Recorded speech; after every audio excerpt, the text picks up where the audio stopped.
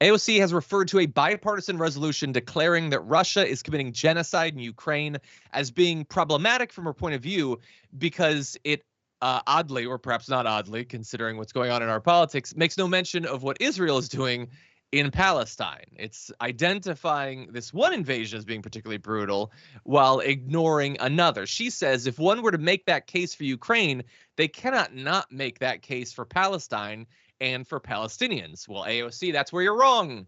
They're 100% going to do that. And they're totally comfortable doing that. And the one who started this resolution, this is Representative Steve Cohen, a Democrat, wrote this bill. It says that Russia has committed, quote, extensive, systematic, and flagrant atrocities against the people of Ukraine, including actions that would meet the criteria for genocide under a 1948 international treaty signed by the United States. I see no issue with any of that. It's totally true. What Russia has done in Ukraine is beyond any bounds of reason, sanity, morality, international law, any of that. Totally true.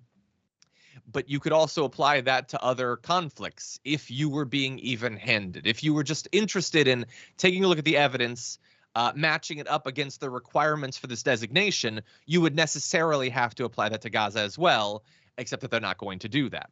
So Representative Joe Wilson, one of the supporters of this bill, believes that what's happening in Gaza isn't genocide. So Wilson said the actions by Hamas that provoked Israel to invade Gaza were the distinction between the situations in Ukraine and Gaza.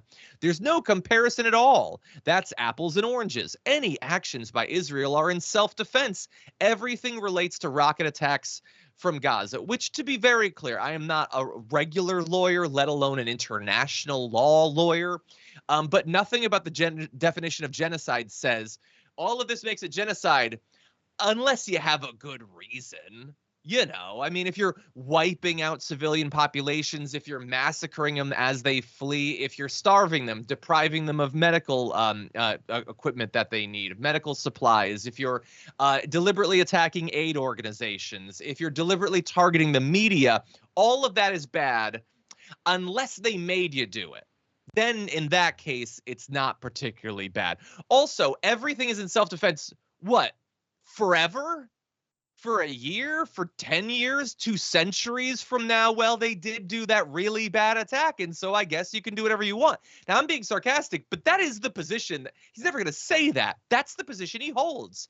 How long does it absolve you of concerns over genocide and war crimes? However long they want. That is what Joe Wilson's actual position is. And so it's only been getting worse. And by the way, like, this is not a you know, a both sidesing or whatever. Ocasio-Cortez is perfectly willing, apparently, after consideration, to apply this to Ukraine. She says, I don't want to take a position immediately. I want to make sure that I'm very well vested in the facts. I took my decision to call that in Gaza very seriously, poured over a lot of data before I made that statement, and I would want to afford this issue the same respect. So she doesn't rule out doing that. And I think there's a very good case to be made for both of those, as well as some other conflicts. But the fact that they're like, it's one thing if you just ignore genocide because you don't want to anger Israel or supporters of the IDF or whatever. But if you're going to ignore it and then just go a little bit north and say, oh, but I see it there, then it makes the hypocrisy unable to ignore. What do you think, Sharon? Yeah, and speaking of hypocrisy, Representative Wilson is the one that screamed out, "You lie," at Obama. And look who he is. His whole position seems to be part of a lie here. That's exactly what Israel's been doing, this forever thing, this no expiration date. Even when they try to negotiate a ceasefire, look at what Netanyahu does every time.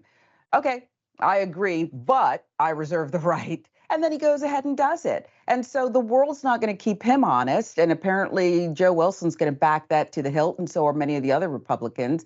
AOC continues to be a leader. Let's see, though, what she and others can do to get something done. But it is the height of hypocrisy to say, we'll do it here. But over here, different story. Nothing to see there.